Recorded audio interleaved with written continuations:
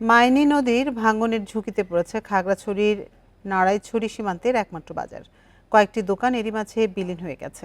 বাজারটি বিলীন হলে বিপাকে পড়বে ১৭ গ্রামের মানুষ। ভাঙন রোধে দ্রুত ব্যবস্থা নেওয়ার দাবি স্থানীয়দের। খাগড়াছড়ি থেকে ৭২ কিলোমিটার দূরের সীমান্তবর্তী জনপদ নড়াইছড়ি।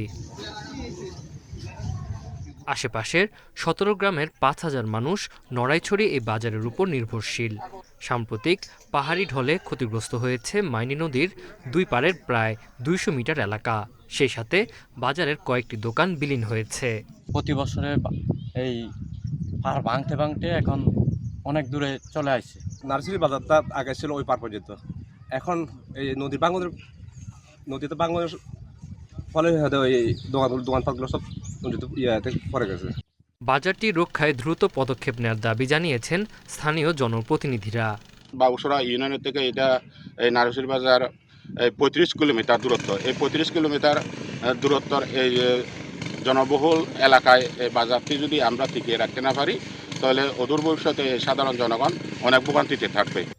নড়াইছড়ি বাজার সহ ১৮টি পয়েন্ট রক্ষায় জিওব্যাগ ফেলা জরুরি বলে জানিয়েছে পানি উন্নয়ন বোর্ড। খাগড়াছড়ি জেলায় এই আমাদের ৩৫টি পয়েন্টে নদীটি সংরক্ষণ কাজ এবং কেন্দ্রীয় মাইনী নদী ড্রেজিং এবং বাস্তবায়ন চলমান আছে। আমরা আশা করছি যে পুরো নদীটা ড্রেজিং হয়ে গেলে আগামী দিনগুলোতে হয়তো বন্যার প্রকোপ অনেকটা কমে আসবে। দুর্গম এলাকা হওয়ায় ঠিকাদারদের মাধ্যমে কাজ বাস্তবায়নে অনিশ্চয়তা দেখা দিয়েছে। Independent news.